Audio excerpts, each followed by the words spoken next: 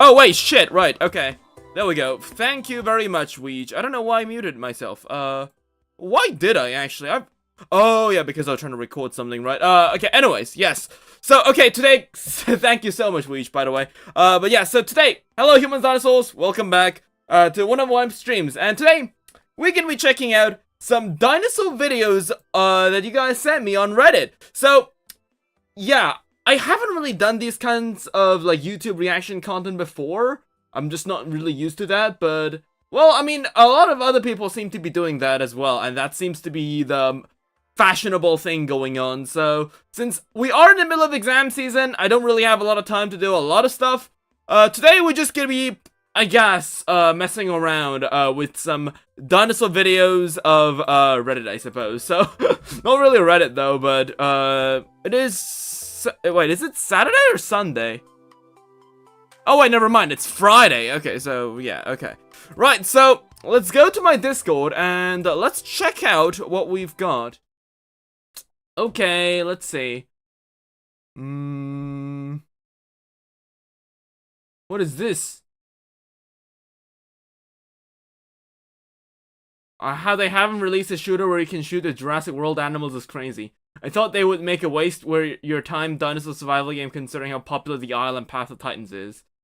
It could also be the most crap survival game ever, which would be insane because they all poop, and it would almost kill all of the competition because it has Velociraptors and JP Rex and Spino in it. As long as they keep making Jurassic movies to turn the animals into skins, you have a live service survival dinosaur roleplay sit in a bush and grow game.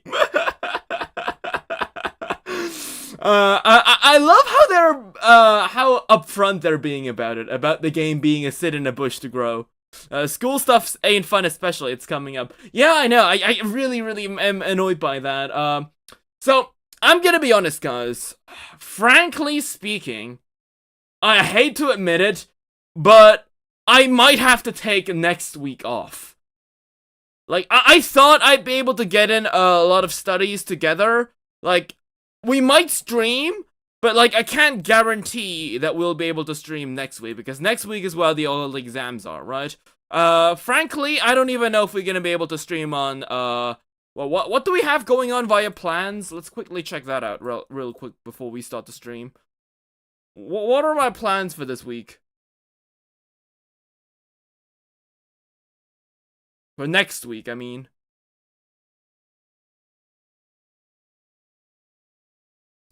Okay, so we've got Roblox tomorrow, and the day after we have our Dinosaurs deep dive. Okay. We might not be able to do this. Like, I'm gonna be honest, I don't think we're gonna be able to do this. Like, not on this time, though. Let's see, we might actually move this over. The last exam actually ends on the 20th. And I have to go teach kids on the 22nd, so which probably means that I won't actually be able to stream on 21st and 22nd as well. We will be able to stream on the 20th. That's where I moved the Minecraft stream, which I missed because I overslept. I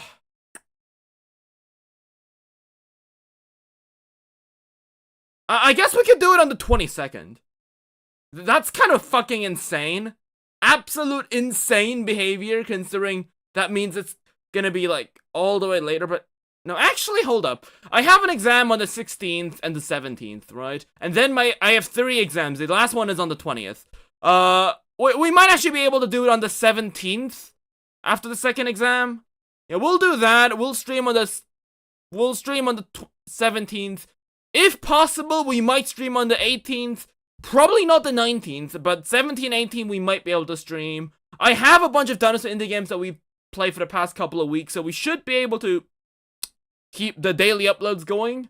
I couldn't actually upload today because I forgot to upload the video, but it should be out tomorrow because YouTube actually likes it when I upload my videos around the same time. So, rather be late, instead of being rather late in the day uploading my video, I'd rather, like, upload the video the next day on the same, like, time. So yeah, we'll change this. We'll change this to the 17th. Right.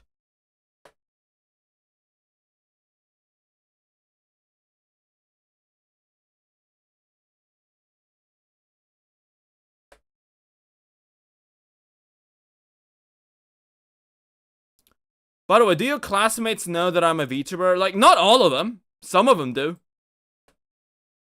But like, you do, like, a lot of streamers don't, whatchamacallit? A lot of, like, content creators, at least. At least, when it comes to university stuff, yes. No, what do you mean, content creators? When it comes to university, it's different from high school or middle school. Like, we're all kind of doing our own thing. There aren't that many, like, there isn't, like, a large sense of, like, community, so... Yeah, actually, we might stream on, yeah, we'll keep 10 p.m. still. You know what, let's do 10:30. The later the better when we're doing exams, because I don't want to be pressured into doing, like, 4 or 5 hour streams. Yeah, we'll do that. Right, I will stream tomorrow. So what else? What's the next stream? Dinosaur Deep Dive was on the Sunday, yeah. We'll do Sunday because we need to do Dinosaur Deep Dive Reddit. Okay, right, there we go, right. So, Roblox stuff will be done on the 19th, I think. Yeah, well, no, on the 17th, yes, okay. Right, guys, so, I guess I'll see you guys then when you guys wanted to play Roblox. Again, super sorry for those who wanted to play Roblox on me, and if they were taking time out of their day. I know that probably doesn't really happen considering how small I am, but still, I need to be considerate about these people, even if they're potential people, but still. Yes, I apologize for the quick schedule change. I honestly, I thought I'd be able to, like, scram in more exam, like, studies than I thought, but that's not really helping me, so, yeah. Okay, so, today, we are gonna be reacting to some stuff, so let's see what you guys sent me. Right, so we have the Shed Incident. Which dinosaurs will be best for ancient warfare? Oh, wait, yeah, Jurassic World Evolution 2 has a new, update, right. Which is basically like a walking advertisement. I mean, not even a walking advertisement considering their statues, but still. They did have a new update. We have some thing over here. We have another found footage. Right, we have a lot of found footage here, okay. A Jurassic Park with paleo-accurate T-Rex. Wait, is that the one with the, goose sounds that I talked about? I haven't really watched Sauria. I have watched Dinosauria, though. I don't know if I want to watch this on stream, though, frankly. I mean, we might watch it on 2x speed.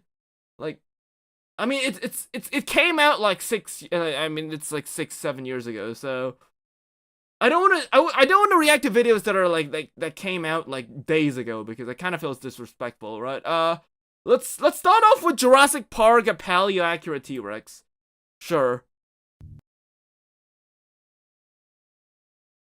So what do we have here? I will do 2x speed, right? I would usually go for 250, but it's only a minute long. Sure. Right, let's check this out. Jurassic Park / paleo-accurate T-Rex. Yeah, see, yeah, that is the video! Holy shit! That's the video that I talked about.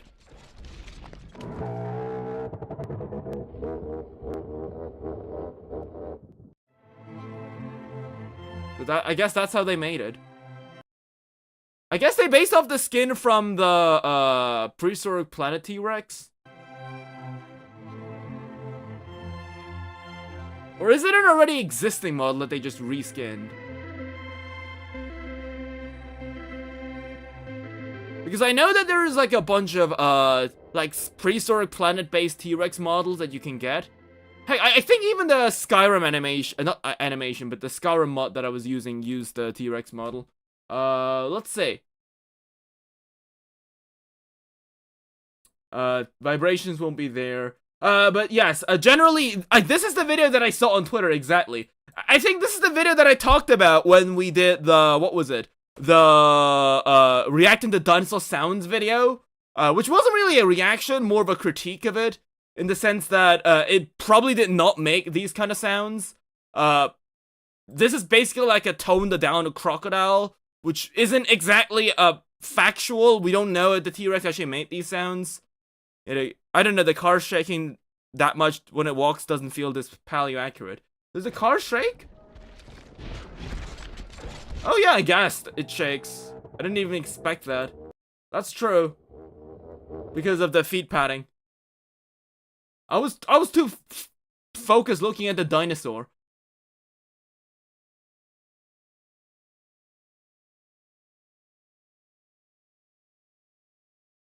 And besides, don't we actually have fossils from the T-Rex that indicates it didn't have feathers around these parts? I think we found, like, parts of the neck and back that showed scaly skin. I could be wrong, though. Like, for what I know, T-Rex could have had maybe some feathers on his arms? No, but because we didn't have any quill knobs, but, like, at least from the skin, we don't actually have found any, like, feathers on its back. I think.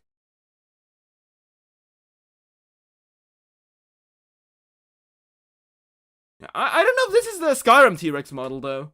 Not the Skyrim T-Rex. It's weird for me to say Skyrim T-Rex mod, but hold up. There's like a reskin version of the Tyrannosaurus mod that I was talking about. Yeah, this one. Like, I don't know if it's the same model. Maybe this is like a stock model, because I know that somebody made like a T-Rex model for Skyrim. Not for Skyrim, but they made like a 3D model of Hank from Prehistoric Planet, and that's like a model you can use. I don't know if they just added in feathers on that model, which would be really weird if you think about it, because like there's a reason Prehistoric Planet T-Rex didn't have like big feathers. If I remember correctly, it did have some fuzz, but it isn't as it isn't as visual as you'd see in this model. But yes, T-Rex likely did not make these kind of sounds. Like we did talk about this. That there's like an entire video on our channel about it, and like how the science behind the T-Rex sound video is just completely bollocks, because like it literally references shit from a Christian website. Okay. Yes, but still, great. Thank you for showing me the animation. We also have this. Okay. Deinonychus, pair hunting Struthiomimus. Okay, let's check that out. So this one is made in the 1985. Wow, that's like 700 years ago. Wow, that's like an ancient video right here. Right. Let's check that out. Right, there we go. I don't think I actually watched the original documentary when this came out.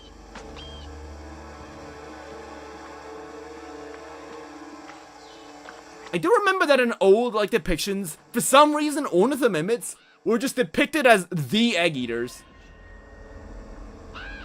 I love how it just pans out.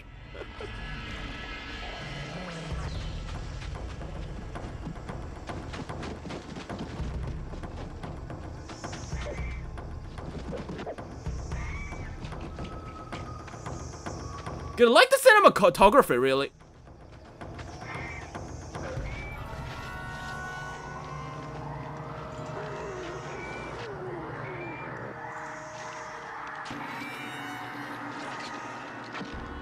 Oh, splitting up.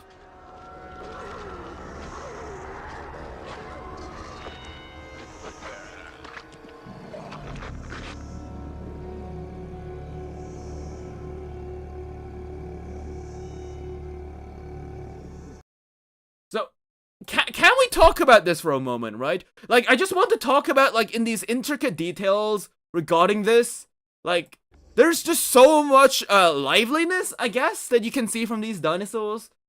So, like, sure, these dinosaurs might not be feathered,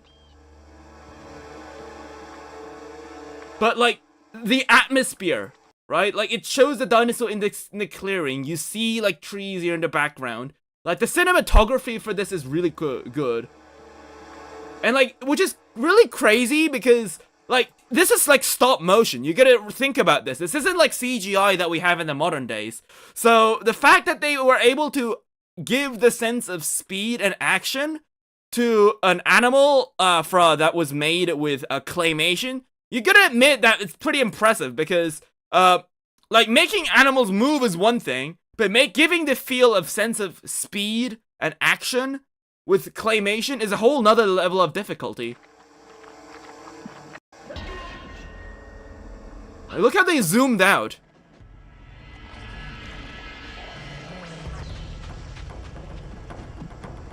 And like this cinema, like this scene as well. It uses a very interesting camera angle so that it makes the dinosaur, like, seem faster. And I also gotta love how the Struthiomimus, like, it's actually trying to fight back here when it's cornered.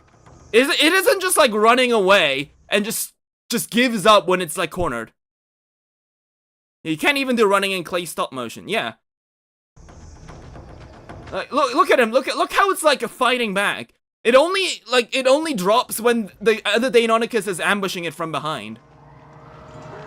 And like, even then, you see how it's like trying to like grab him with the claws?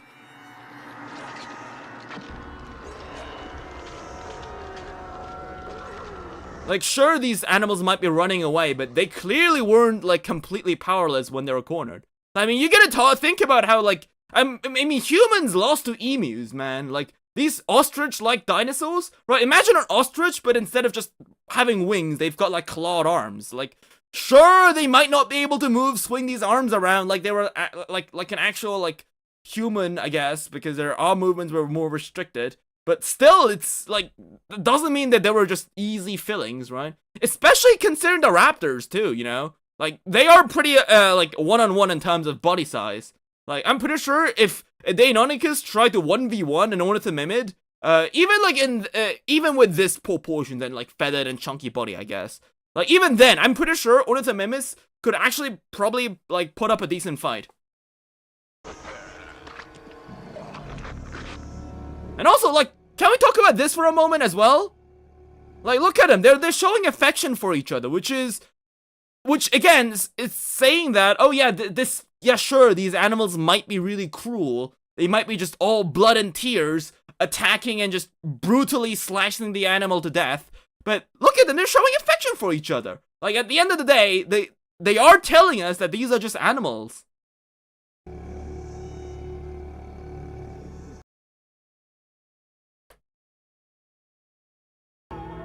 So yeah, very interesting. Very thank you for showing me this. I really liked it. But also, do you guys actually know why ornithomimids were like there was like an entire paleo meme about ornithomimids being like egg eaters? Like, isn't that one of the reasons we got the classic like egg scene from like The Lamp Before Time? Like, why is it like ornithomimids always being egg thieves, right? Because people didn't think Oviraptor was an ornithomimid. I'm pretty sure of that. Wait, were they?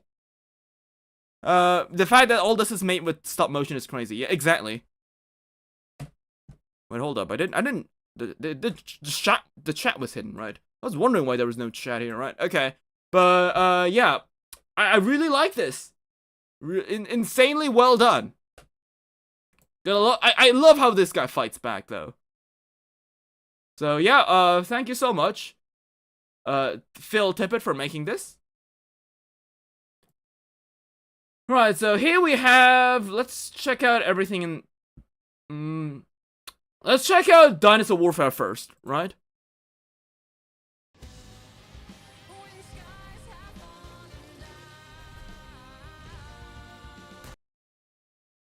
It was due to them associating small animals being egg eaters due to Oviraptor. Which dinosaur really? would be best? Okay, well, let's see. Who made this video? Is it Goji? No, it's Vividin. I've never heard of him. Well, let me just subscribe to him. Right. It's 12 minutes. We can do 250. Right, let's go. For ancient warfare, humans have utilized beasts of war for millennia and in a variety of capacities. We all know about the usage of war elephants, like the famous example of Hannibal Barca in his war against the Roman Empire. Horses defined cavalry charges for thousands of years and were used in combat as recently as World War II. Carrier pigeons flew hundreds of miles to deliver important. Also, guys, like, can't we just say how big of a missed opportunity is for Ark and other games that require you to like ride on the backs of other dinosaurs? Like, can we just talk about how big of a missed opportunity it is that we don't actually show like hand-to-hand combat on the backs of dinosaurs? Like, that's one of the things that I always was annoyed by, right? For example, like in Durango Wildlands, for some stupid reason, when you're trying to fight something on the back of a dinosaur, you always jump down from the dinosaur's back, which just baffles me. Hopefully the new Durango Wildlands game doesn't do that. But Ark, half the dinosaurs, you can't actually use fire weapons from their back. And even if they do, the camera is done in a really wonky way that, like, it becomes really inconvenient for people to shoot off from the backs of dinosaurs, which is kind of crazy considering how Mongolians were able to, like, shoot off, like, stuff from the horses. Like, we want juicing from dinosaurs. Heck, I mean, look, even like Ark added in the lance as well, which you can use on a horse, but like, it's even wonkier if you do it on a horse. But the stuff that on the dinosaur's back, like, you can't use a lance in the Rex, which is absurd, but yeah. Yeah, shooting on dinosaurs is just such an underrated theme. This video will explore how various human cultures throughout history would potentially utilize dinosaurs in warfare, divided into 4 categories: messengers, mounts, packs, and artillery. Most of these animals could function perfectly well in multiple categories. Historical footage of these interactions is sadly lacking, so we'll be turning to Warhammer Fantasy for some visual demonstrations of these. Oh, let's go, Warhammer! First off, thank you to everyone who contributed to the community post while I was working on this script. You all helped to refine ideas and brought valuable points, many of which I'll include in the video. Second off, this is very obviously a speculative video, and while I'm going to be keeping things fairly realistic in terms of how different dinosaurs could be used, we'll need to allow for the rule of cool as well. Is it practical to have 10-ton carnivores accompanying your infantry block? Probably not. Is it freaking awesome? Yeah. So bear in mind that we're using a blend of logistics and military fantasy to make the concept of this video work. It's heavily inspired by my book series Extinction, which that is true. Like, if you think about it, right, a large carnivorous dinosaur like a T-Rex, like, that guy would eat so much meat, right? There's also this, if you think about, right? Because, we don't actually know how much a dinosaur required to sustain itself. Like, we don't know how much sustenance a dinosaur needed. Because we don't actually know whether the dinosaurs were, like, warm-blooded or cold-blooded. Or were they, like, a new blood type, like, what was it, like, half warm, half cold-blooded, like some people suggested? I've actually heard that that's actually, like, out of fashion now, but, whatever. I'll just... I don't know about the science, to be honest, but I've seen some people say that that's no longer the case. But yes, okay, also, let's make the video a bit slower so that we can actually react to what he's saying. Yes, because we don't know how, like, if, for example, if we would take a sauropod to warfare, right? Like, how would you, like, provide food? Because sauropods, if they were like elephants, they usually eat all day, right? So, how much food would a dinosaur need? I mean, like crocodiles, for example, right? If a crocodile eats something, then it spends days not eating anything. We don't know if that was the case with dinosaurs. And I'm pretty sure the only reason crocodiles don't have to eat for days is because they don't spend that much energy. We're talking about an animal that is used in warfare. So, like, I'm assuming even if it doesn't move around all day and fighting other people, at least I'm assuming if it's like in the medieval background, it would probably require, like, humans riding on the dinosaur. At least, if you think about Warhammer, like what that guy pointed out, right? In Warhammer, half the time is you spending time just traversing the map. That's a lot of energy. And I don't know. Sure, you might have to be able to, the people might be able to gather our meat from the guys that we killed during the fight. But how are you gonna carry all this meat? If you think about it, right? Most humans as well, like, humans... I hate to admit, but most of the humans are just skin and bones compared to like a pig or a cow. And I guess if that's the sense, you would probably have to take cows or pigs that are more like way to meat efficient compared to other animals, like humans, I suppose. Because most of the times humans would either use humans, right? Or maybe not. Because if you think about it in a case-by-case scenario where people do carry around dinosaurs as like a world as war mounts, kind of like Wormworld, yeah. I guess you could use them as food too. But, like, then you also gotta think about how you're gonna move the corpses, right? In Wormworld, a guy can just lift up a Brachiosaurus corpse like it's nothing, but I'm assuming in the IRL that's probably not the case. Military fantasy, where civilizations from Earth's history coexist with and fight alongside intelligent prehistoric creatures. You'll likely see many of the concepts discussed here pop up in the books. Oh, and here's that's also true. The intelligence is gonna be another issue. Like, because we can train pigeons and birds, right? But one of the reasons I think people can use horses very well is because horses are smarter. Sneak peek at the work-in-progress cover art by the awesome Harrass, who's doing the covers and concept art for the first Extinction trilogy. This part of the series follows an Aztec warrior and his Utah raptor as they defend ancient Mexico against a Carthaginian invasion. I just finished the 3rd draft of Obsidian Dawn, so pre-orders should be available before the end of the summer. Let's start things off with messengers. Information delivery is a crucial part of any military campaign. Without communication, there is no war. Modern humans used carrier pigeons in the 20th century, taking advantage of their homing signals to send them back and forth between their nests with messages attached to them. It's certainly possible that Mesozoic dinosaurs had similar instincts, but given the Microraptor record, it's nothing more than speculation. Let's follow that train of thought for a second, though. I can imagine Balosaurids in South America using their long legs and advanced respiratory systems to follow messaging trails they're trained to memorize. Carrying the Carnotaurus as a messenger? I don't know. Because, like, Carnotauruses aren't even built to travel long distances, right? And the reason humans actually use pigeons for homing things is not because they are animals that are smart, but because they're animals that can memorize where the homes are. That's why they're called homing pigeons. Carnotaurus, I don't think, is a migratory animal.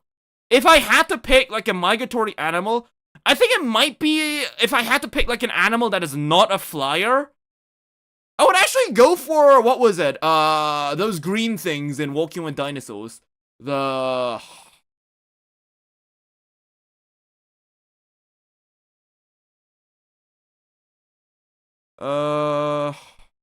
What's that dinosaur called again? The green things in Walking with Dinosaurs.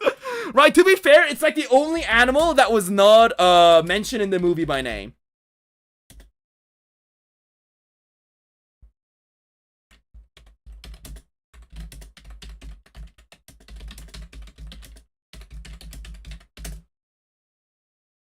Yeah, Parksosaurus. Yes, Parksosaurus. Because, again, we aren't even so sure if Parksosaurus even was, wait, hold up. Like, we don't even know if Parksosaurus was migratory.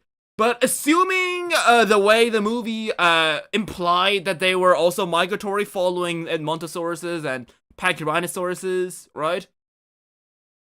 I'm assuming they would be a small migratory animal. Like, if you consider this a migratory animal. It might not be. But if it is, I would consider using this guy. Because I don't think Carnotaurus is built for speed, nor is it built for traveling long distances. Like, I don't know, a Carnotaurus? Knotted cords called quipu, so favored by the Inca, which didn't have a written language. These cords carried information based on the placement and number of knots, and assuming your Carnotaurus was well trained, would eliminate the need for a human rider. Spinosaurus in Egypt could perform a similar function. The ancient Egyptians... That is an interesting use, using the things on his arms. ...of knots, and assuming your Carnotaurus was well trained... So did older people not have, like, a written language? ...need for a human rider. Spinosaurus in Egypt could perform a similar function. Oh my god, Primal Carnage mentioned, holy shit, okay. Used various fats and waxes to waterproof surfaces, and so could create sealed wooden containers with papyrus messages inside. Again, assuming trainability, they could attach these capsules to a Spinosaurus and send it along a predetermined path in a river system, where it would be more difficult for enemies to intercept the message. The Spinosaurus's large size and formidable jaws and claws would more often than not carry it through to its destination, where it could be given another message and sent back. Some of you mentioned that Spinosaurus might take on a pharaonic motif, and I agree. In extinction, Spinosaurus is heavily associated with Sobek and is seen as a symbol of divine royalty. The men and women who care for these carnivorous river gods are considered holy, and are also important from a practical sense, given their role in communication across the massive desert kingdom. Arboreal... Oh, ads. Okay, right, sure. I don't have an ad blocker, right? Microraptor would also prove to be highly... But, okay. There's also this. Spinosaurus as a messenger? I mean, it makes sense from a coolness perspective, right? Spinosaurs were primarily aquatic, so if you wanted to squash in a Spinosaurus somehow, I would assume they'd be, like, more, like, mobile, like, scouting, water boats, I guess, in their role. But I'm gonna be honest, right? I don't think large animals would be efficient to be, to be a messenger. Because there are large animals. Like, if you think about, like, war stuff, usually you would probably send something out that can, like, avoid the enemy's line of sight. Like, if other people can use large dinosaurs to send messengers to one another, you would assume that, like, they have access to dinosaurs as well, right? And, like, if a Spinosaurus, sure, a Spinosaurus can't be, is more or less susceptible to being attacked by other wildlife because it's the apex predator, I'm pretty sure other people would be able to see that it's carrying a message. And they would probably be able to, like, get the Spinosaurus. Like, they would be able to intercept them more easier. If I would be considering, like, a river-like animal, I guess, I would probably go for, like, something like Campsosaurus. Like a small crocodilian or something like that. Or, again, a flyer. I don't know why they are refusing to use flyers. Like, why not, like, a Rhamphorhynchus or Sortes? River system, where it would be more difficult for enemies to intercept the message. The Spinosaurus's large size and formidable jaws... I would probably use Spinosaurus more like a fishing mode. Like, maybe connect something on the side, like a platform, so that people can, like, fish off of its back. or maybe use that as like a moving like platform things. Maybe they can use a sail, maybe like a battle boat, kind of like with a shield. So we don't know how well Spinosaurus turn, right?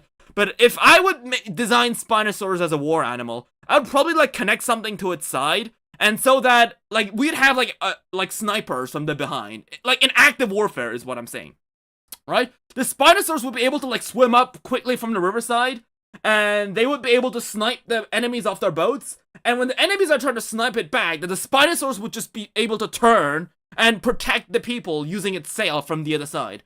I think that would be a better way to use Spinosaurus as a combat dinosaur. But like as a scout, I don't know. I think it's a bit too big to be a scout. Maybe during like normal days, I suppose. For like average I guess the Spinosaurus could be like your average mailman. But like in an active combat scenario, I can't imagine using Spinosaurus. Pharaonic motif, and I agree. In extinction, Spinosaurus is heavily associated with Sobek and is seen as a symbol of the kingdom. Arboreal animals like Microraptor would also prove to be highly useful. Their climbing, gliding, and limited flight capabilities allow them to sneak past enemy lines in forested areas, so they can deliver notes or other messages without being noticed. In dynastic China, I'd expect to see a unique brand of falconry emerge where those skilled in training Microraptors would be given imperial resources to continue their valuable work. Obviously, falcons themselves would be objectively better, given their much faster and higher flight, but remember the point of the video. The mount section of the video is probably the reason you clicked on it. Well, falcons, right. So I'm assuming, right? Yeah, because falcons can fly, Microraptor doesn't. You know what, guys, though? You know what something does fly? That was prehistoric? Yeah, pterosaurs.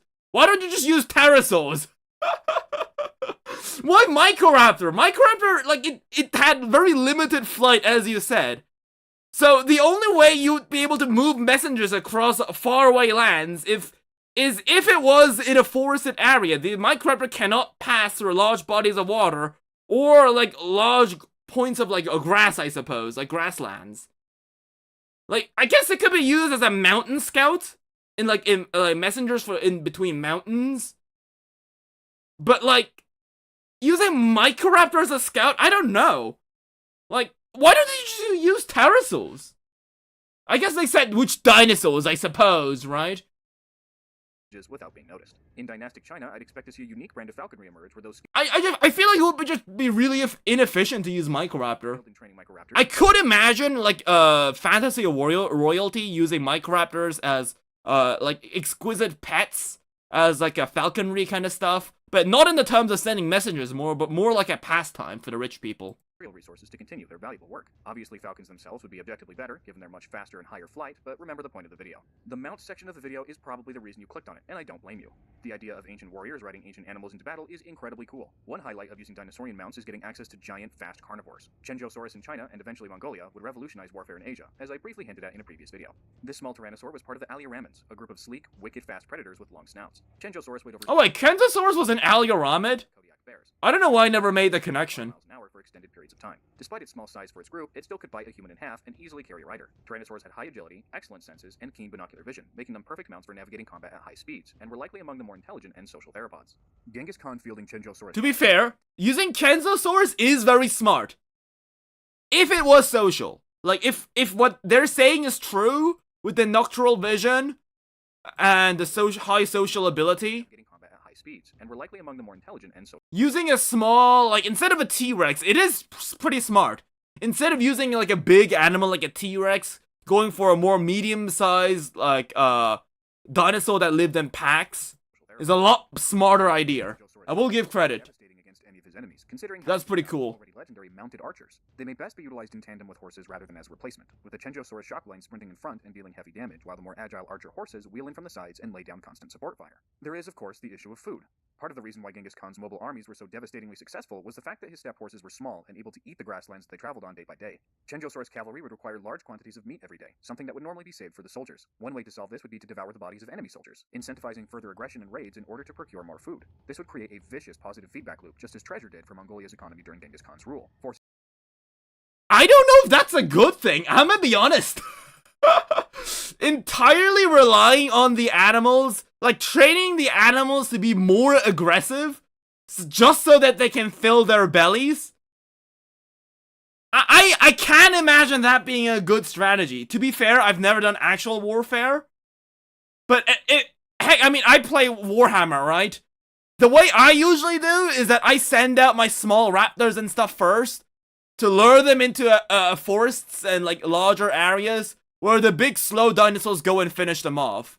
Like, I want to save as much resources as possible when fighting. I mean, sure, it could create a positive feedback where the animals that are aggressive also get to eat more, so they become even more aggressive.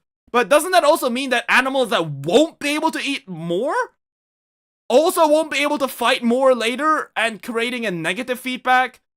Like, I don't know. Like, relying an entire strategy on simply being more aggressive?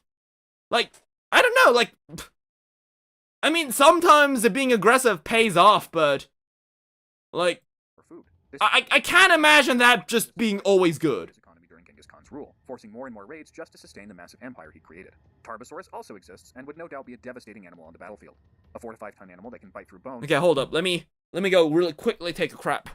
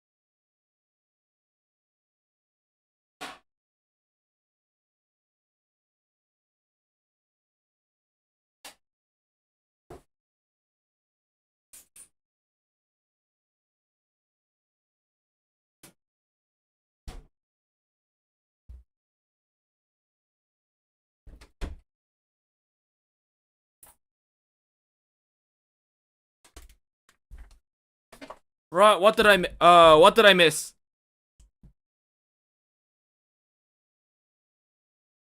Can't believe they didn't mention the best use for animals in warfare. Catapulting a rotting animal into a castle. So, chat, what dinosaur would you prefer to ride into war? I would probably go for, like, something like an iguanodontid, I'm gonna be honest. I mean, it's always, usually prey animals, at least those that are migratory, tend to have more stamina and resilience than predators, which are usually built for more, quick bursts of speed. I think, I mean, heck, that's why humans are such interesting animals, right? Like, you know how humans are more resilient than other animals. Like, I know it might not actually be factually correct, but like, you know the meme where the horse is like a horse versus human meme, right? Slow monkeys with sticks starting chasing you, you can easily run away, but they never stop chasing you, right? Like, it's not exactly true, but I would assume yeah, I would assume herbivores would be a lot more resilient, I suppose. And especially, like, in long-term warfare, I would assume that using carnivores would be herbivores is a lot better than carnivores, right? Like, because there's, like, a reason a lot of people, even in the old days, we never really used, like, carnivores for warfare. Like, we never saw a guy riding on a lion into a war, right? Like, there's a reason most people use herbivores instead of carnivores. is not a threat to take lightly. Perhaps Tarbosaurus would become a symbol of leadership and royalty, given the difficulty of feeding large populations of megatheropods in the relatively sparse Mongolian desert. A small group could be kept and bred for trainability for generals and khans to use, solidifying both their national identity and overwhelming power on the battlefield. I do still plan on making a Mongolia-specific video for dinosaur warfare at some point, further art commissions pending. Let me know if you're interested in deep dive videos on other civilizations as well. Carcharodontosaurus saharicus in Carthage or Egypt would be used as a weapon of terror. This 7 to 8 plus ton theropod takes the devastating power So of I guess that to the next level, and single-handedly could using Carcharodontosaurs? Okay, I don't know. I feel like he's going over the carnivores first, but I can't help but wonder. I don't know if carnivores would be the best. Like rule of cool, obviously, but given that it's like over 3.5 there's no way. Like, would be given long spears, javelins, or bows in order to better leverage their unless the carnivore was like a very specific one. battering ram to demolish infantry. Fitting bronze spikes to its snout makes that tactic all the more effective while protecting it from enemy ranged weapons. Like, what I'm saying is that it was like a very specifically like a built animal. Like those carnosaurs, which are, I guess, more like sturdier built than most actual theropods, right? Like I can't imagine people using like large theropods over like hadrosaurs. Military carcs to eat enemy bodies to reduce campaign costs. Even with that to soften the economic blow, they'd still only be used as an elite force with relatively small numbers, and that logic would apply to any megatheropod species. In order to keep up peacetime maintenance, these societies would need to breed huge amounts of livestock to keep their megatheropods fed. Good thing hadrosaurs had huge nests, right? I imagine that kingdom's megatheropod shock troops would very much depend on their agricultural production. You need lots of plants to feed hadrosaur herds, and you need lots of hadrosaurs to feed megatheropods. This would incentivize both intense— Yeah. Really makes you wonder why they don't use hadrosaurs to ride into battle, right? You were so close, buddy! Oh yeah, so guys, right, okay, no, I'm not shitting on it, I'm just more making a joke here, but, yeah guys, we can, we can feed large carnivores with our large herds of herbivores. Guys, what a smart idea! I don't know why we just just use the herbivores instead. peacetime food production, as well as aggressive expansion and looting, which would increase outgoing raids in nearly every civilization that had access to big theropods. We can't leave ceratopsians out of the mount category. These North American and Asian horned giants would be perfect mounts for spearmen and javelin throwers, providing built— That is true, actually. Ceratopsians would actually, I don't know. Actually, I might, given the circumstances, right? I actually think that ceratopsians might actually be better than iguanodontids. That's true. Unless it's like in a very open field where speed is an important factor. And I can imagine ceratopsians actually being better than hadrosaurs in terms of like fighting in wooded areas or swamp areas or areas where like movement is more restricted. I think. during frontal assaults. That's a pretty smart idea. I will say, I mean, it's literally got a shield on his head. Easily overpower less equipped rivals in close combat, as well as better use ranged weapons from a mobile defensive platform. The ceratopsians being herbivores would be perfect as well in the environment of the Great Plains, assuming they'd be fine with eating grass. Sinoceratops would have a huge military impact in China. This 4+ ton centrosaurian hails from the Shandong province and combines the strength and offensive power of a large rhino with a bony defense only ceratopsians. Yeah, I can imagine some people using ceratopsians. Powerful with horses, to the point where reports have been— I didn't even think about ceratopsians. He and his horse had armor so durable that they were able to survive cutting through the middle of a light cavalry army multiple times, back and forth, while being shot with so many arrows they reportedly resembled a porcupine. Add in the horns of a big ceratopsian, and it's time to go bowling for infantry. The Tang Dynasty's jet black armor cavalry was a legendary heavy cavalry unit that would only get upgraded with the addition of dinosaurs. In this scenario, the jet blacks include a mixture of Sinoceratops and Zhusheng Tyrannus heavy armored cavalry that uses a hammer and anvil technique between the herbivores and predators to smash enemy armies to pieces, with the Tyrannosaurs feasting on the remnants of their opponents. Their thick lamellar armor protects them from ranged weapons and allows them to get up close and personal, all the better to leverage their horns, size, and devastating jaws to enforce order in the Empire. Yeah, carnivores, I can imagine using large theropods for war elephants, because I don't think sauropods would make good war animals, because they're just way too big, they eat too much, they're too big of a target, they're too slow. So animals that are slightly smaller than him, but still need the terror value, I guess you could use large theropods in place for that. What about everyone's favorite dino fantasy trope, raptor cavalry? Now, in my book series Extinction, the Mexica warrior Kamashli is a member of the House of the Raptor, an Aztec group of Utahraptor cavalry. They brought Utahraptors— I don't think people will be able to ride Utahraptors. Utahraptors are definitely large enough for humans to ride, with the biggest reaching sizes I mean, polar bears. Can people ride on ostriches? And hundreds of years of selective breeding have caused the Aztec raptors to become even larger. They're sturdy and fast. Oh yeah, that's true. I like the idea. I like where he's coming from on breeding dinosaurs selectively to make them larger. That is a very smart idea I didn't even consider. True. if you would domesticate an animal, you would probably breed it to be stronger and faster and bigger. True, I mean, we do that in Ark all the time. They're sturdy and fast. They also have the advantage of psychic bonds with their riders and human-level intelligence, which is kind of cheating. In a more realistic setting, without the added magic that Extinction has access to, large dromaeosaurids would still be good choices for cavalry. Utahraptor was a big animal, the size of a typical saddle horse, and had vicious claws and teeth to support its rider in battle. Its calorie demands were far lower. The thing is that large carnivores can afford to eat, not spend every walking second eating because meat is much more calorie dense. But larger herbivores will need more time to eat, therefore less war. That's true. What I was also saying is that, one of the reasons that I forgot to mention with the ceratopsian part is that ceratopsians actually might be good because they're omnivores. Like, judging from our modern science standpoint, they were likely more like giant hogs than actual, like antelopes, where they would forage probably like everything they could get their hands on. Is what I think what more people happen, believing nowadays. Instead of, being predominantly like herbivores, it would be like omnivores.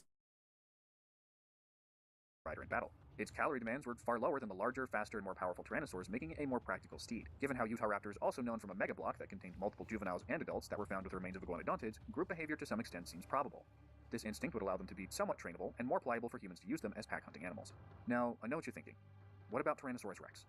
While the most physically powerful theropod in terms of raw combat, thanks to its combination of strong senses, jaws, intelligence, agility, size, and potential sociality, it may be less practical than many of the other mount classes we've covered. Its demand for meat would have been insane. That being said, if anyone did manage to start up a taming and breeding program and had the food on hand to keep their Lizard King troops healthy, they'd become a serious military power out of nowhere.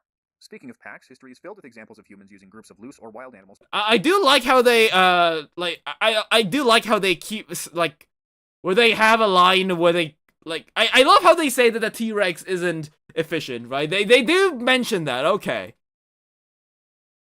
Be incendiary pigs at the Siege of Megara, or living bomb monkeys in the Southern Song Dynasty, sometimes simply scaring groups of animals and letting them free is enough to turn the tide of battle. That principle would absolutely hold true for spooking hadrosaur herds to trample enemies. Edmontosaurus, for example, is known to have traveled in groups of hundreds or even thousands of individuals, and average adults were about 5 metric tons. Native American groups with access to Hell Creek megafauna would be capable of using fire and coordinated herding to drive this natural disaster into enemy war parties, squashing them flat. The same idea would go for sauropods, ceratopsians, or any other large animal that may have traveled in big groups. Similarly, training groups of fast, agile theropods like medium or small tyrannosaurs to harry enemy flanks could pay off in a big way. Tyrannosaurs appear to have been among the most intelligent non-avian dinosaurs, with evidence for group behavior, and simply training them to target specific enemies based on their flags or scent would be a great form of psychological warfare. You wouldn't need to risk your own men, just direct the nightmares and let your enemies lose valuable sleep over the idea of tyrannosaur attacks at night. I'll also throw beasts of burden into this category. As pointed out in the comments, iguanodontids and other larger mythopods would be great for supporting large bags of supplies and weapons, and would be able to defend themselves in a pinch. A very convincing argument could also be made for ceratopsians.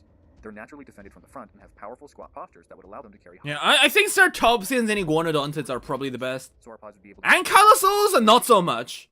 Mainly because they're too flat, I guess. Where would you ride this guy? I can't imagine saddling that guy up. Ridiculous amount, but may present too easy of a target unless you go to the extra expense of covering your pack beasts with enough armor for an entire regiment. They do have other uses though, which brings us to our next category.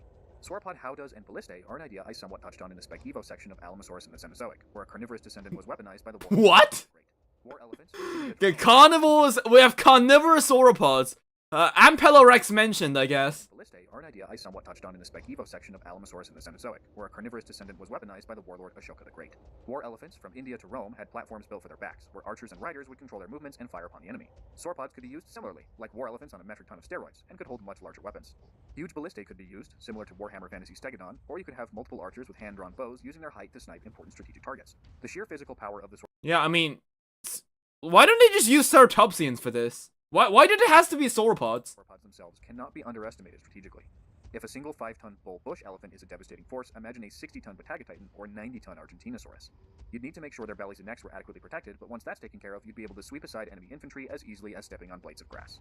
Now, there are some disadvantages that carry over from war elephants. Even as intelligent as elephants are, they aren't truly trainable like horses, and can be turned against their own army if enough loud noises, flames, or attacks are aimed in their direction. Sauropods in war represent a high-risk, high-reward troop type. If you can keep control of them, they'd be able to stomp enemy infantry and most cavalry into oblivion, while also providing a place for your ranged. Larger, but like, what's the benefit of being a larger? Like, with elephants, I do suppose they're like significantly bigger than a human. But sauropods? I don't know. I feel like sauropods versus like other large carnivores, like the extra height advantage that they get from the back of a sauropod versus the amount of resources you have to use to get one, keep one fed. I feel like just sounds really, really inefficient. Support to stay protected. But if an armored Giraffatitan loses control and rampages among your own ranks, you may have just lost the battle to your own living superweapon. The sheer expense of crafting armor for the necks and underbelly of such enormous creatures is also not to be waved away, meaning that fully equipped sauropod annihilation teams would be very rare. But when they do show up, oh boy, Ankylosaur and Nodosaur mounted ballistae might be more common. These animals have very wide torsos, a squat posture, and ridiculously high natural defense, reducing the need for expensive armor. Mounting ballistae on their backs, particularly on large individuals, would be much easier, and would also permit a line of fire closer to the ground. While the very largest Ankylosaur specimens are just shy of 5 tons, comparable to elephants, current research coming out of Maryland indicates that much larger Nodosaurs may have existed in Cretaceous. Oh yeah, there's have you guys heard about that mystery Nodosaur that's like 10 meters long? Still multiple ton animals. Insane. Full of bearing powerful crossbows on their backs. They combine ranged artillery with a close quarters threat that nobody without serious backup is going to dare take on. So yeah, those are...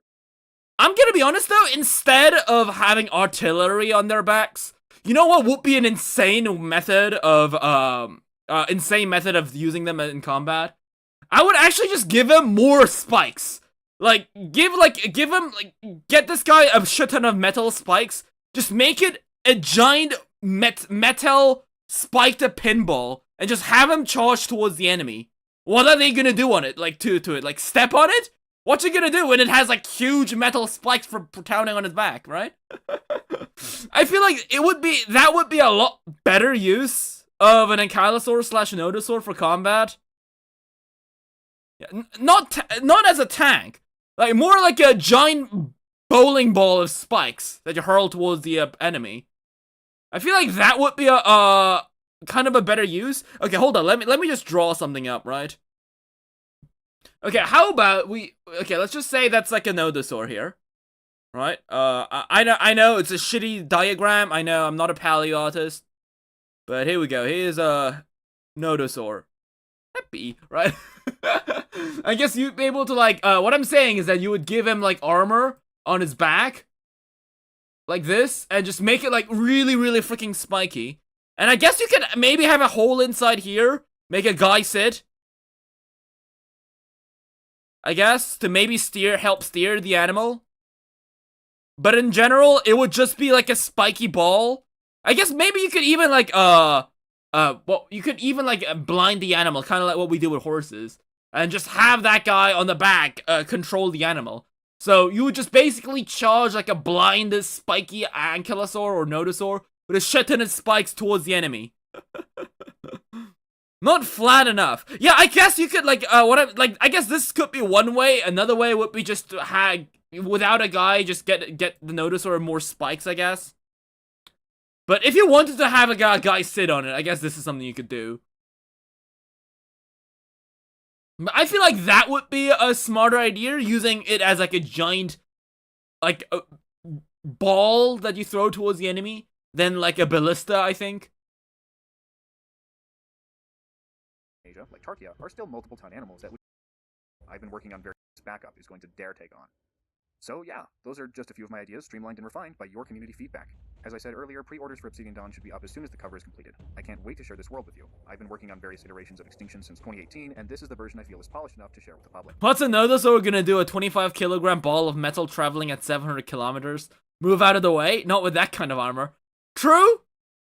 It's also the first of many fantasy and paleo fantasy. If you think about it, there's a reason we don't use animals for warfare, right? Including the big paleo sports jersey to show your support for academic elitism. My wife is the new merch manager, so you can expect fresh designs as she channels her creativity to come up with awesome stuff. Join the channel to receive loyalty badges and shoutouts at the Raptor tier, with early access to videos at the Mega Theropod tier. I'm the Vividan, and I'll see you next time. I mean, if you think about it, right? A ballista could penetrate that kind of Nodosaur armor. Like, what would a ballista not penetrate? What I'm saying is that they would use the Nodosaur for spikes in more close battles instead of like open fields. Obviously, we aren't gonna send them out in a line of fire, right? You'd probably just send them out in a close quarter where they're trying to fight on head. Like, I can't imagine, like, a T-Rex or Tarbosaurus. Yeah, sure, they might have a strong bite force, but how would they be able to, like, pierce, like, fight, like, an armored thing like this?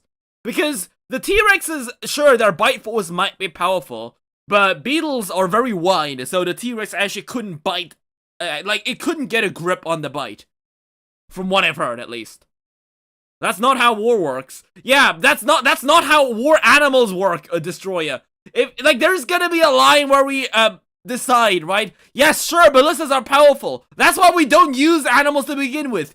This is a hypothetical where we end up using animals, right?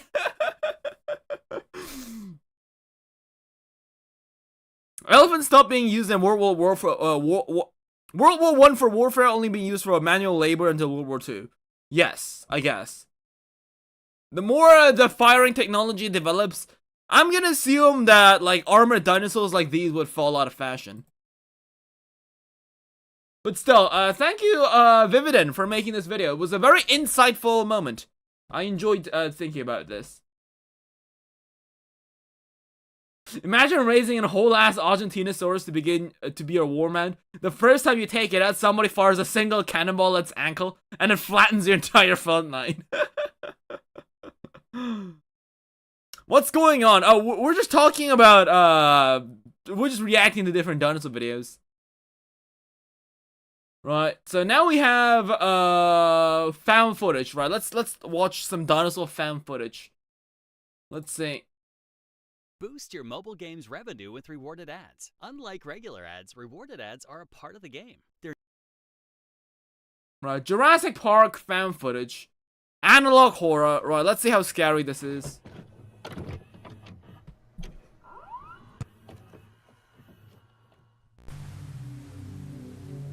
Engine! Yay!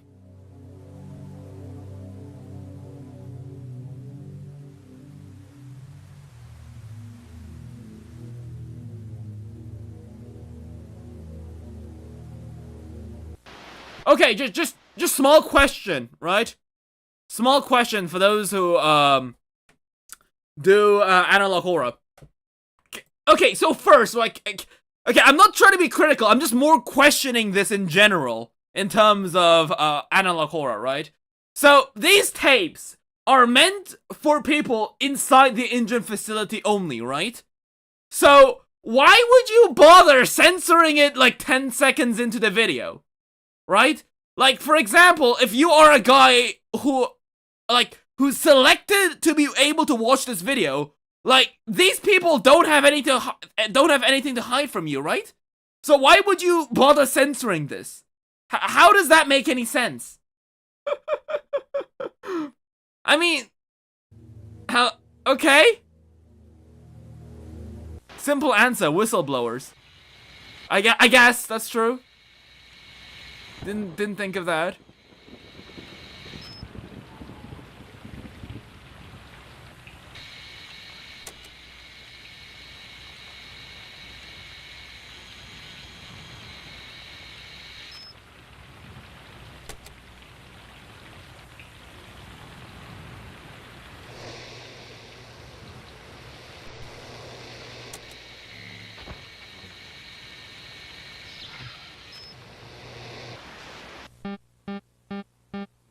Shit. There's an outage near Outpost B. This must be because of the storm. Someone's gotta go there now and enable the emergency generator. Not again. I've been last time. Now it's your turn. Yeah, sure. Get going if you don't want to be eaten. Oh, and don't forget to take the camera with you. Why do we have to film everything? Don't know, man. That's just the procedure.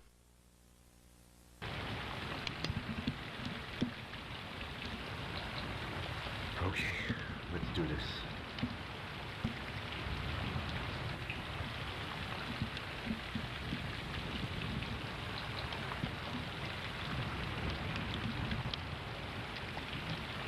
So what animal is this? I'm assuming it's a T-Rex enclosure?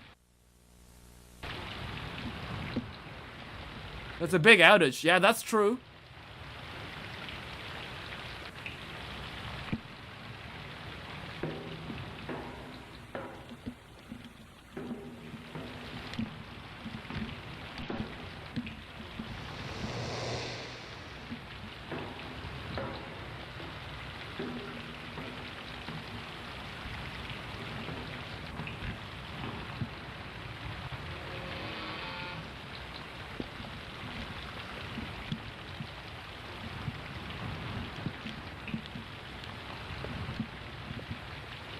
Turn the power back on, just like what we did in the movie.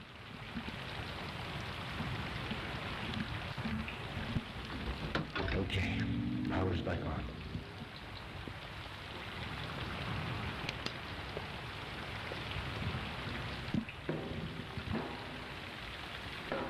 Oh no. Okay, Corey, you don't have to spoil anything. Thank you very much. I have to leave now. How did he figure? How did he know? Like, what do you mean you found the like, what do you mean you found the paddock with a giant hole only after you've, like, turned the power back on? Like, I get it, the lights are back on, but, like, there's no way you didn't see this, right?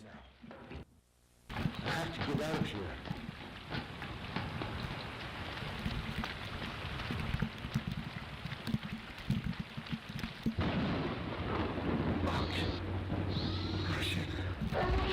Wait, is that the T-Rex from that video game? Jurassic Park the game?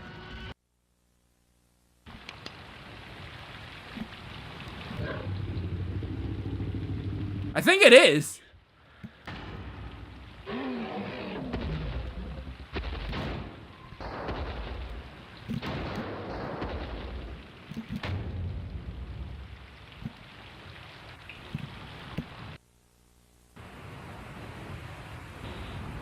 Does he not call for backup? Why is it so glossy? Because it's raining, I'm assuming.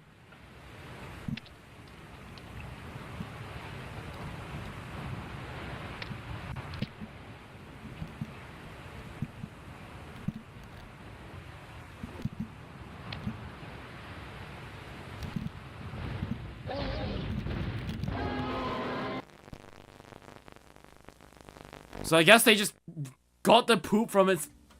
They got the camera from its poop or something?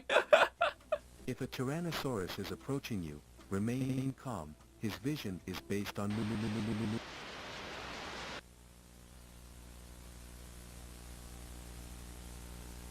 That's it, okay.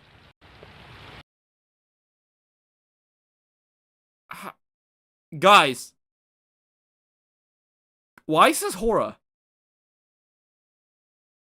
It's an interesting watch for sure. Why is this horror? Like, what's scary about this?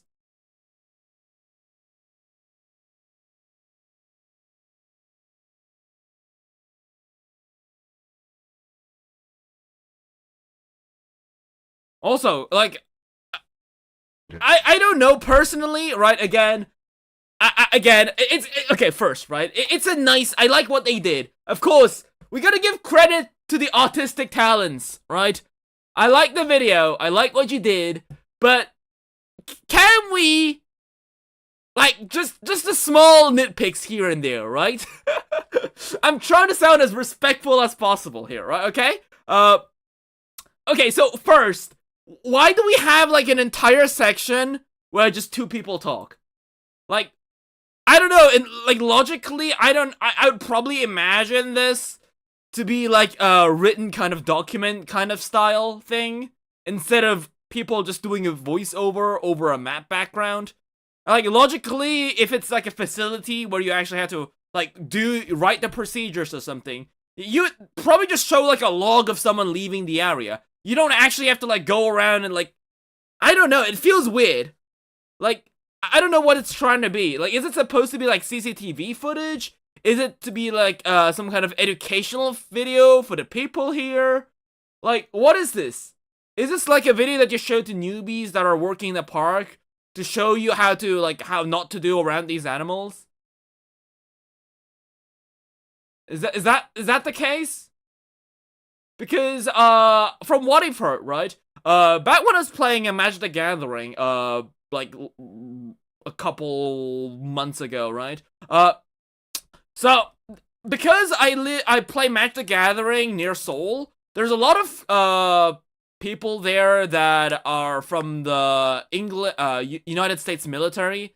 There's actually, like, a United States military in South Korea as well. There's workers, like, what do you call those? There's soldiers here that work on the United States. They're from the United States that are in South Korea. I think it's because, like geopolitical reasons, I think, but whatever. What I'm saying is that there's people that work in these facilities that occasionally come out there to play Magic the Gathering with us. And I've actually met those people. There's some pretty really chill people. But yeah, they actually told me that if you want to do some kind of like if you want to go into fighting stuff, they actually like turn on some kind of like gore videos to make sure that you like, I think when you're like a medic, right? I think one of those people was like a war medic, and he told me that they had to like show footage of like people. There was like a guy who slipped from a staircase and like his chin was like split in half and you could see the bones inside and stuff, is what he told me. And what he was thinking in his head apparently was that he just kind of felt bad for the kid. Now from now on he'd have to be called like Chinless Steve or something. But anyways, back to the point. So I'm assuming maybe it's like a video for like shock value, but I don't know if it's for the shock value. Like, in case of the medic, right, there is a good reason for people showing shock videos, because you are a wartime medic. You need to go outside, and you need to, in the warfare, you can't be scared of like a blood and guts, because that's war, I guess. It's bloody as hell. So you are watching the video to familiarize yourself with cases of extreme gore and war, right? To make sure that you aren't like shocked by that. But in this case, it doesn't show gore, and I'm assuming the average park worker doesn't actually have a lot of circumstances where they have to see a guy being eaten by a dinosaur, right? Like, so it's not to familiarize the newbies that are working in the park, to familiarize themselves with the shock of being eaten by a dinosaur, right? So what does it do? Like, what's the video exist? Like, it's an interesting art form to be sure, but I don't get the reason, like, why does this exist? Like, I'm assuming this existence of this part of the video implies that you want to, this is like an educational video, but seeing what the guy does in the video, the way they show every single procedure, even to the point where they have to, like, talk, where they show the people talking, I don't feel like that makes sense for, like, an educational video. The tape has either glitched or the tape has been partially taped over by something else. I don't know how videotapes work. I guess maybe. But then, what's it trying to tell me that? So so what you're saying is that it's like an educational video? But no! They state that the following clips were recorded by security. So, this is the original video. It's not taped over something. Right?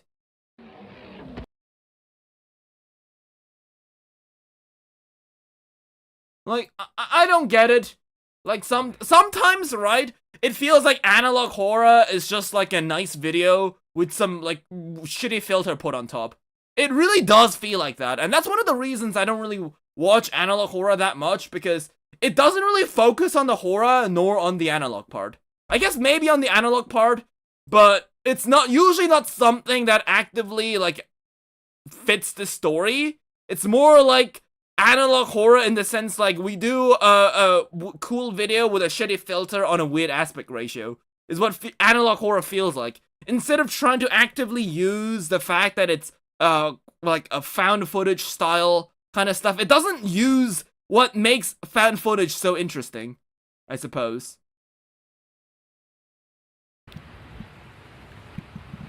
But it's an interesting 3D model, and animation, I will say. Not so sure what's scary about this, but still, yeah, very cool. It was a security recording that got taped over by an educational video. So the last part is the educational video part, which just happens to show a T-Rex and the way a guy has to stand still. Like, I feel like that's a bit too weird to be coincidence. I feel like there's coincidence that makes that amplifies the entertainment aspect of a video, I think. And then there's coincidence that's so coincidental that it actively takes away. from the enjoyment of the video. I think this kind of belongs to the latter.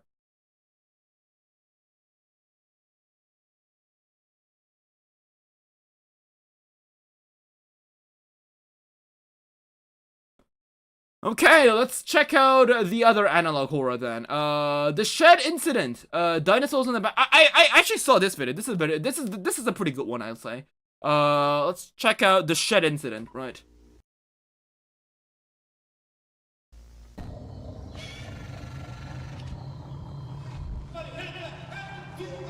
Oh, is this also from Jurassic Park?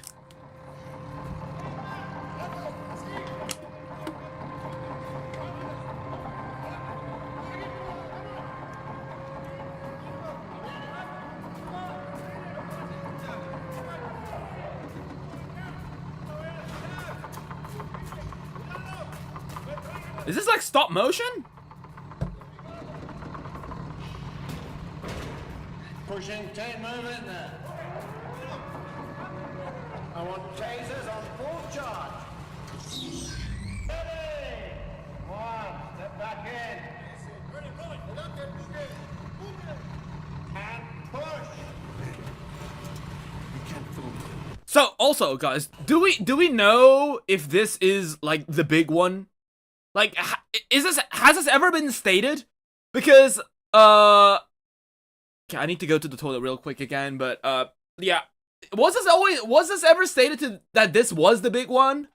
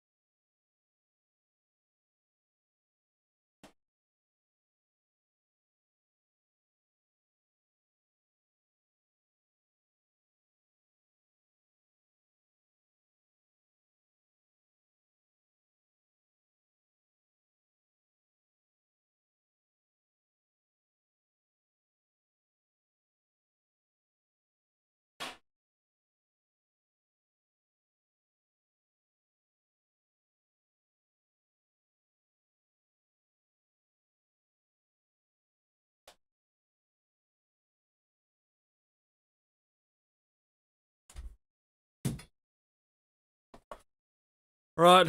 Okay. What happened? Anyone here? Okay, so what did you guys say? It was like an OSHA violation to drive the forklift lifted up? Really? Was OSHA a thing before Jurassic Park?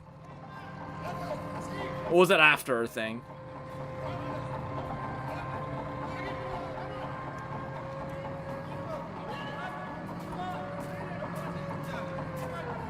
Did you fall in? Yes. Dinosaur toilets are pretty big.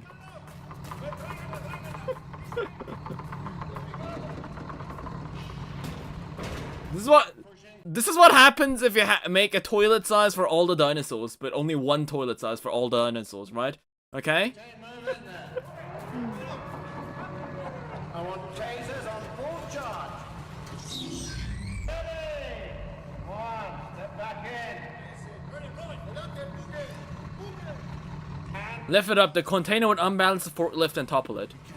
That is true.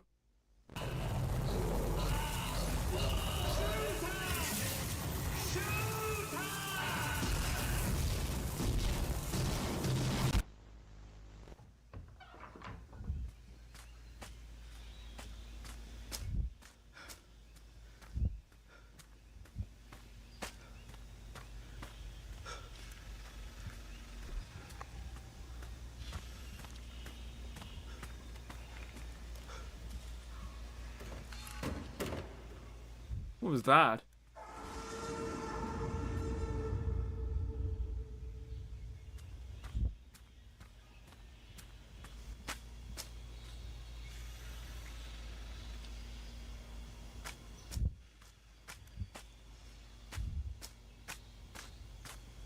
I did not know the raptor enclosure was this close to the park.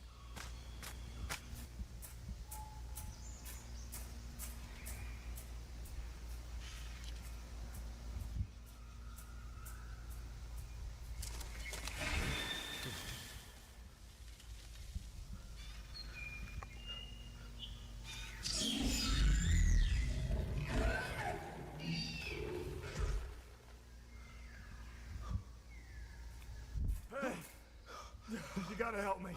God damn it! Why'd you sneak up on me? We were on the last transport to the docks when the storm knocked over a tree and blocked the road. We tried to make it on foot, but I think we got turned around and it was chaos.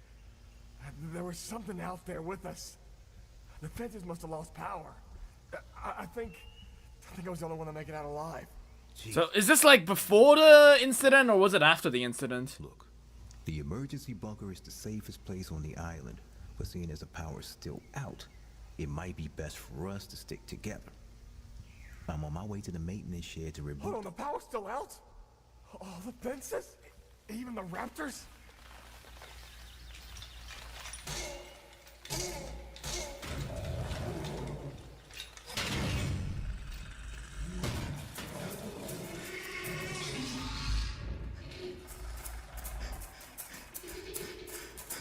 Run! Run, buddy, run!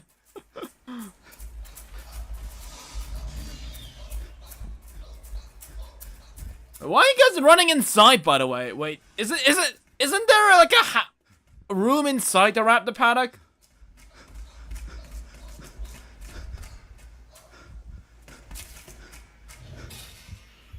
I guess that explains the raptor at the start, huh? Come on, open it! Hurry up! Let me try.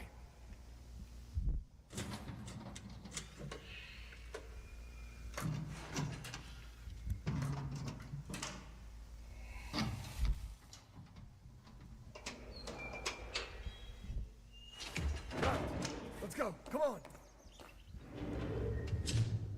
Okay. We're safe now, right? I think so.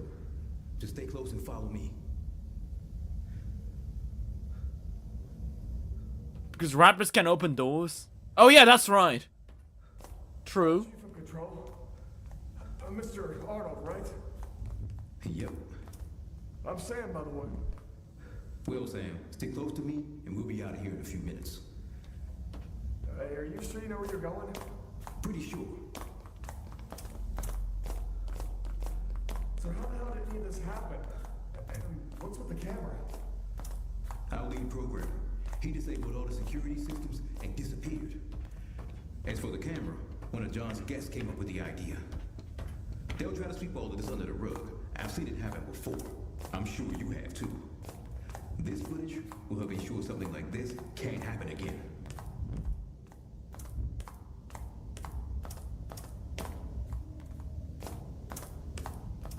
Damn it. I thought you said you knew where you were going. It's been a while since I've been down here. Hey, about the raptors. They're smart, right? I've never worked with the raptors before, but from what I've heard, they're pretty smart. Wait, is this Arnold? No, I don't think so.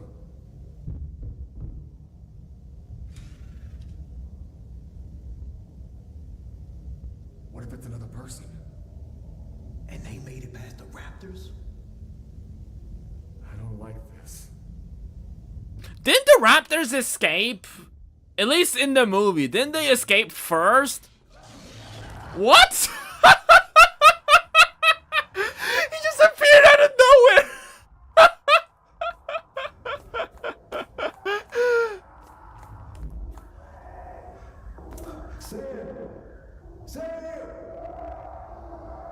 Yeah, sure. Let's call out to him. Like that's gonna help. Oh, run, buddy, run! How'd the raptor not catch up to him by now?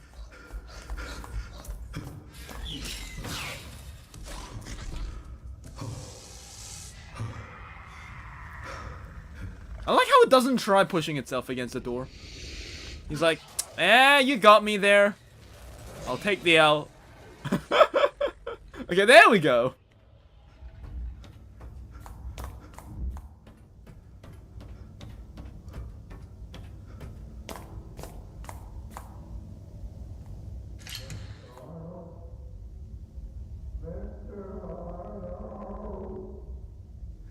Sam? I can't see. Hang on, Sam. I'll find you. I'm not leaving you behind. Where are you?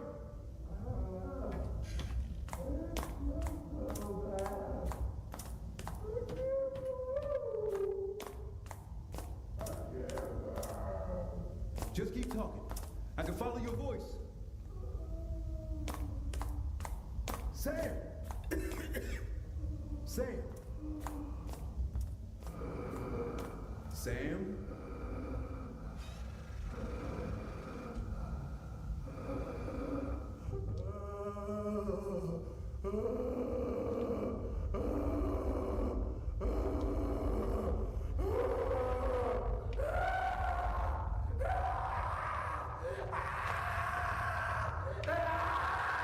What the hell? Oh, it's a raptor!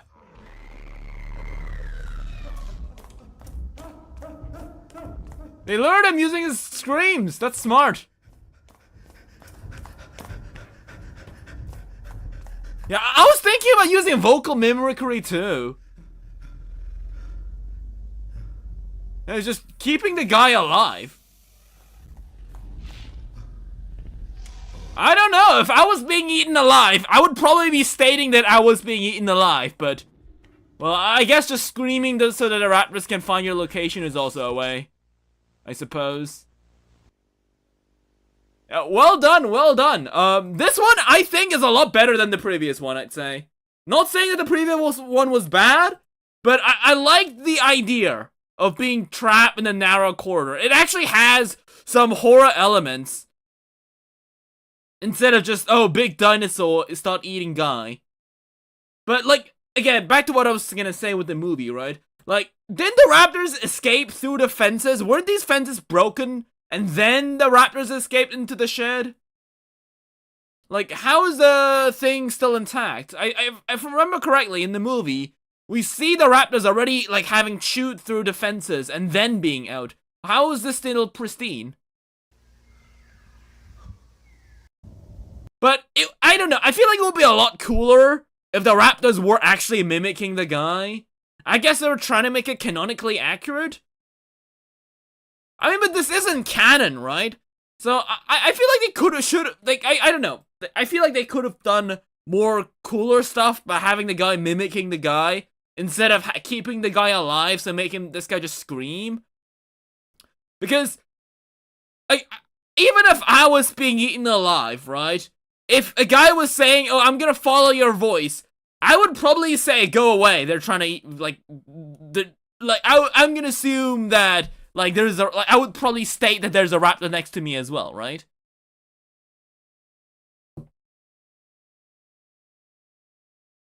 But still, well done, well done. I liked it.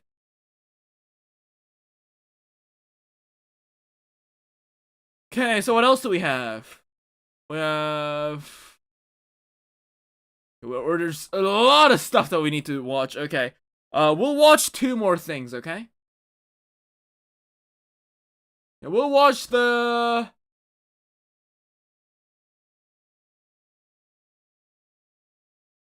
What is this? We'll watch this.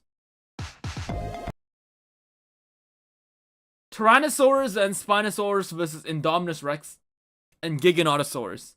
Wait, so is this like a tag team thing? Fanboy warning. All dinosaurs are paid actors. They had a drink after this. It's entertainment. Don't take it seriously. If your favorite lost, enjoy.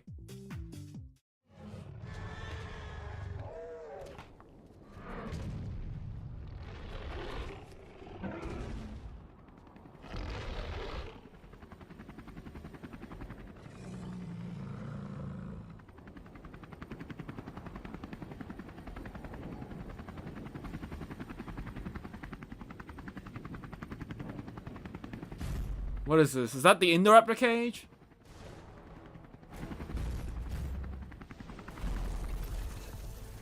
I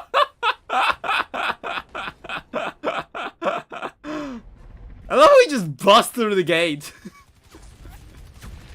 Oh yeah, it's also got bulletproof skin, I suppose. Makes sense. I mean, that's what it did in the movie, right?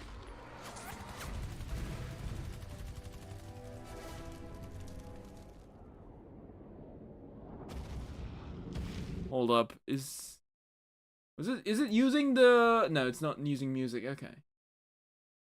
No, it's from Sonic music. Okay. And then using the actual Jurassic Park soundtrack. I was just worried.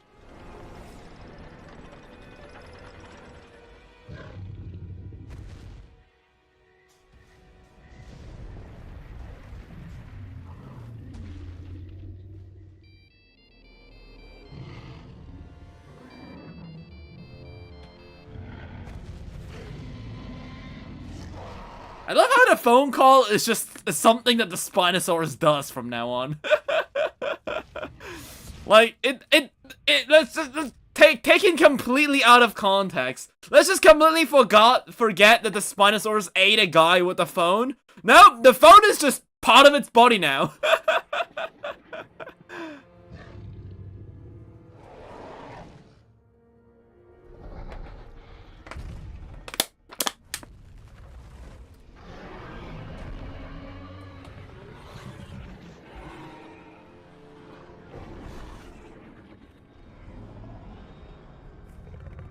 It's his jingle now. That is his boss theme. Yes. True.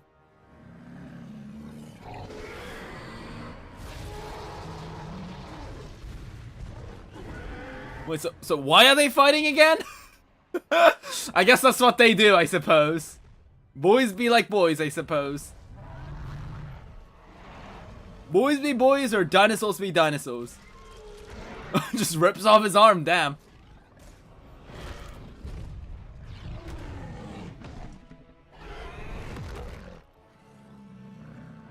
I like, despite being a 2D animation, I do like, I really like how they show like the perspectives like this. That's really cool. I like how it's not always like 2D. I like this. I like the perspective that he's got going on.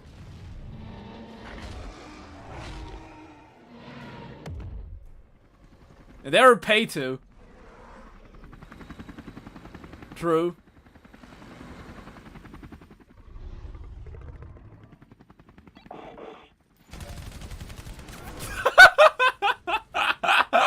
I love how over the top this is.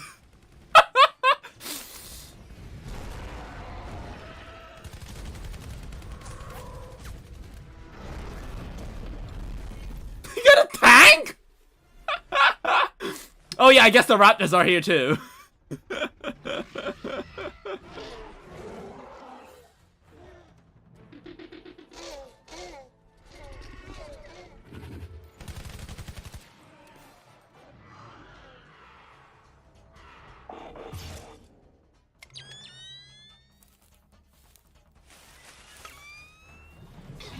Oh, Jurassic Park reference. Let's go.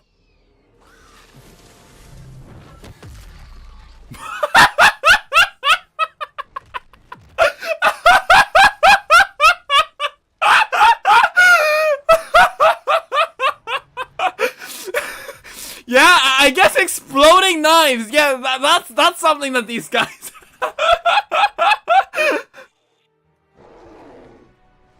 You know, there's like a saying in South Korea, right?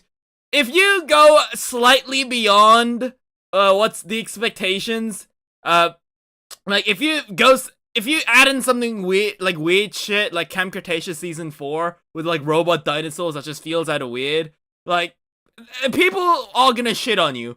But if you just go jump the whole hog and go full out ballistic, exploding knives and tanks and shit, like at that point, I mean, you just gotta give credit, man. It's amazing.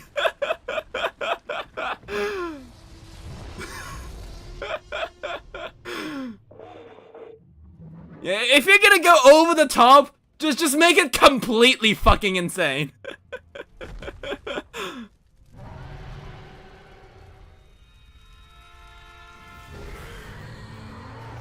Oh, wait, so now you guys fight each other again? Wait, I thought you guys made up. I guess not.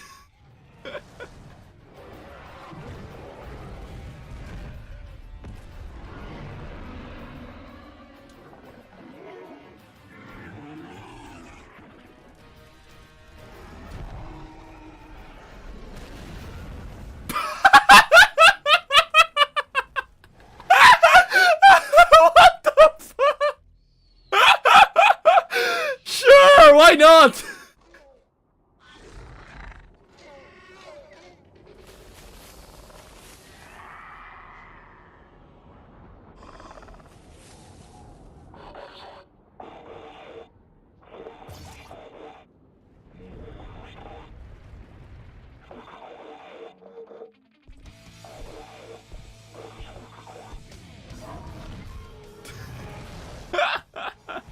They leave because the dinosaurs are just gonna end up killing themselves. Sure.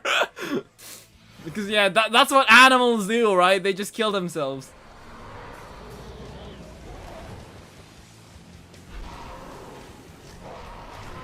Wait, are there multiple Spinos? The Mosasaur's here too, I guess.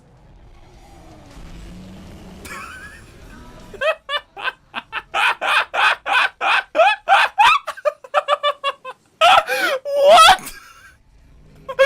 I did not expect that. This just every expectation I had is just blown out of the water.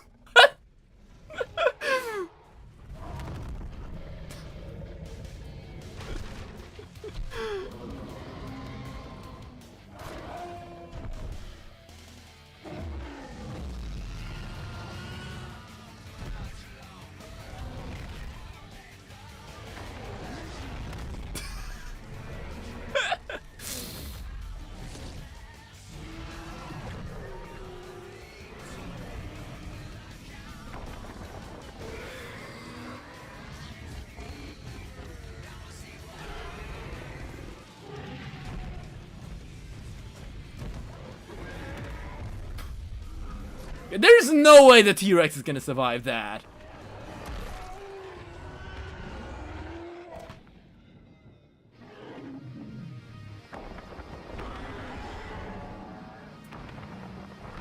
No, the animation is great. Yeah, that Spinosaur's sail is probably like made out of like element or some shit.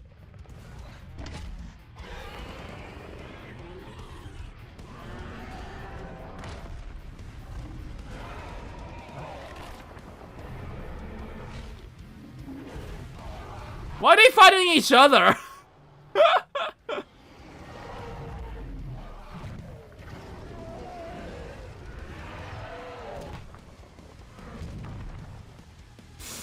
Rexy in with the jaw-dropping suplex. Oh, there goes the volcano.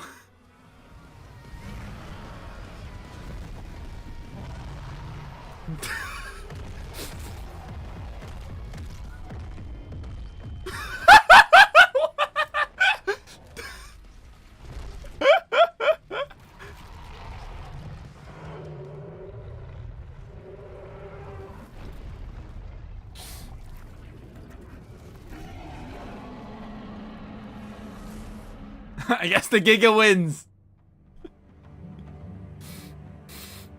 I like this. Very well made. I love how they went beyond, off and beyond. Although I don't quite understand how the T-Rex and the Spino is teaming up. But I guess, like, that was the first question that I had when I first watched this. Like, I was like, why the hell is the T-Rex and Spino teaming up? Halfway through the video, I realized I was asking the wrong questions.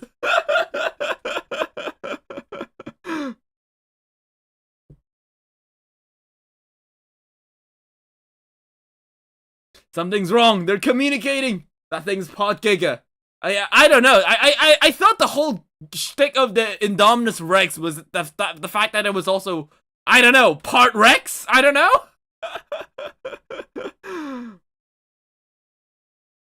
But yes, very fun. I enjoyed every moment of this. I love how I love how the Mosasaurus just shows up for a second, and they just quickly just tag team the shit out of it. like, come on, guys, just look at this. Just look at this. I just.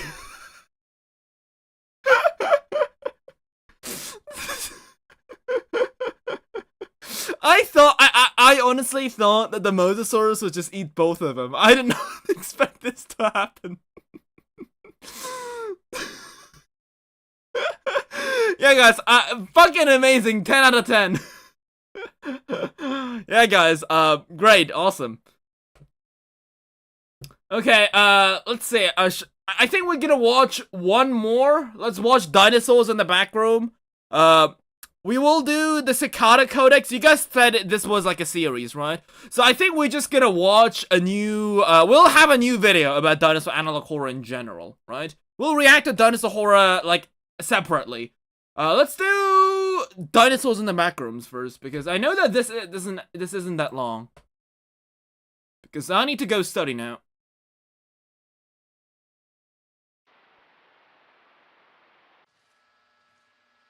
Absolute classic, by the way. I love how this is just like a beetle here. Just doing insect shenanigans. Doing what an insect does, just chilling, sitting around.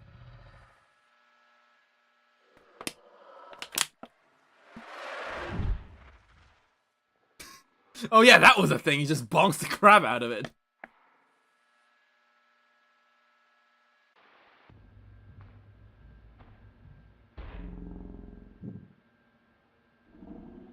Hello there.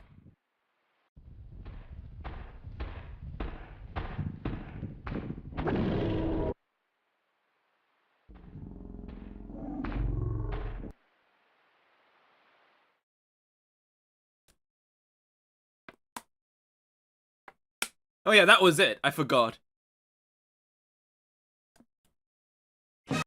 Oh yeah, never mind. Yeah. Yeah, that was a thing. Oh, but yeah, yeah, I really do like this. This is probably one of my favorite Backrooms video out there. I mean, considering there aren't that many videos of the Backroom showing dinosaurs, Like, there's only a handful of videos that I even enjoy in terms of backroom stuff, but this one is definitely up there. And also, didn't the game theory say that this was supposed to be like some kind of like bacteria and stuff? Like, why? I guess that was before it was revealed, right? Because bacteria don't bleed, right? Yeah, backroom is like an SCP. Yeah, like it's like they got like the backrooms used to be just yellow stuff with random shenanigans. I think I really like the backrooms more when there was still weird shenanigans, but it was restricted to this area only. I think that is the least what people should have been doing with the backrooms. I know that they actually ended up like going off and beyond now that like every liminal horror is like for some reason in the backrooms now. But I didn't really mind the creatures, but I minded the fact that it wasn't no longer the yellow backroom part. That's what I disliked. But anyways, that's just like backrooms as a whole, right? It has just turned into the next internet brain rot, but yes, this has that's completely like irrelevant to the video. So yeah, I really like this video. Did I like this? Yeah, I did actually. It was 3 years ago. Yeah. I like this. I love how that beetle just casually knocked out that backroom monster with one swing. The swing wasn't even malicious. This room is still the icon of backrooms. Yeah, but like it's no longer the same, you know. It's a bit different. And also, yeah, I really like how this was like made in 3D because like Spino makes a lot of like cool animations, but I think most of them are like 2D. There's like some 3D here and there, but most of it is 2D. And he's like a great dinosaur animator. Like holy shit, like he makes probably like he makes such fun animations. But yeah, guys, I think that is gonna be it for me reacting to dinosaur videos. Next time we're gonna react to some, I guess, analog horror. But yeah, if you enjoyed this video, leave a like, don't forget to subscribe, and until next time, may the Jurassic Sprint with you. Bye-bye!